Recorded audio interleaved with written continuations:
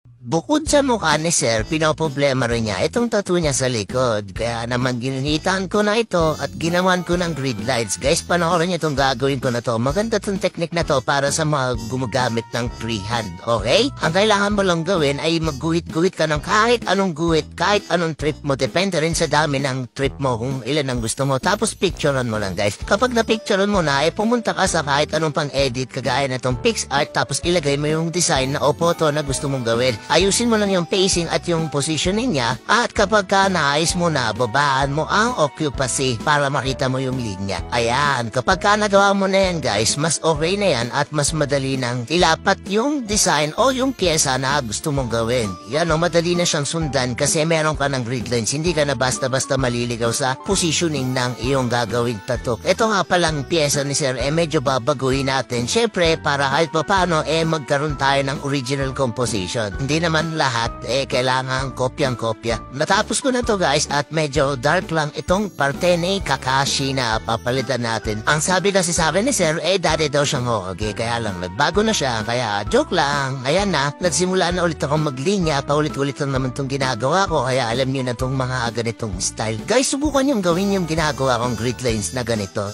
Promise, hindi kayo maliligaw ng ginagawa ng design. Kahit wala kayong printer, kahit ano pa yung design, kahit portrait pen o kahit ano pa man yan, magagawa niya talaga siya ng maayos. Para yung ginawa ko nung nakaraan na cover up din, yung pullback din na makikita nyo sa aking Facebook page, ganon din ang ginagawa ko. Ito nga pala, guys, nag-shade na ako dito at one line lang yung ginagawa kong flow para hindi madungis tignan yung pagkakakitim niya. Ang gamit ko dito ay solid na black. Yes, para dark na dark kasi pag mas dark yung ginagamit mong black, mas malalim siyang tignan. At alam naman natin na ang skull, marami siyang malalalim na area. Ito na, naglinya na ulit ako dito sa ilalim. Itong mga waves lang na to, inimbento ko lang para magkaroon lang ng sariling flow. Itong Japanese Oriental style na may pagka-ewan. Hindi ko na alam kung ano talaga itong ginagawa ko na to. Basta ginagawa ko na lang kung ano yung nasa puso ko. Total, sabi naman ni Sir, bahala ka na kahit anong gawin mo dyan. Basta maganda yung kakalabasan. Kaya bahala na rin ako sa mga pinagagawa ko. Ito na nga pala, pinutihan ko na siya at nagpuputi tayo ng padahan-dahan. May mga wave shade na puti at meron din mga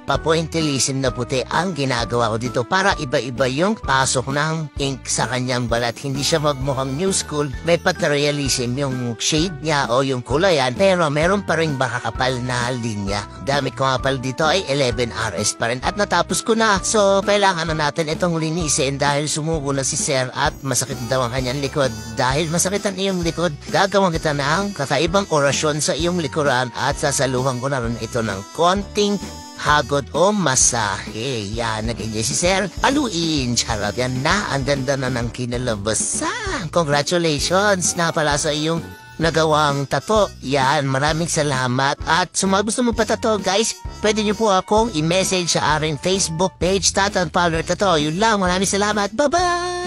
Sa mga gusto nga palang kumita ng pera kahit nasa bahay lang, tuturuan ko kayo. Napakadali lang yan, mga idol. Kailangan nyo lang pong i-download ang link na nasa description sa may ibaba. Ito po ay ang Epoch Game. Yan, napakadali lang i-download yan, guys. At napakadali lang din mag-register. Kailangan mo lang ilagay syempre ang inyong number, password, ang OTP code na magme-message sa inyo at syempre ang referral code na makikita nyo rin sa may description sa may ibaba. Ano nga ba itong Epoch Game, guys? Itong Epoch Game lang naman ang isa sa aking pinagkakakitaan ngayon habang nandito lang ako sa shop at naghihintay ng mga kliyente na magpapatato kasi napakadali lang kumita dito at napakadaling manalo. Ang dami rin kasing games na pwedeng pagpilian kaya ano pang hinihintay nyo? Ilike nyo na yung download tapos download nyo na, diba? Para dumami ng inyong pera. Let's go!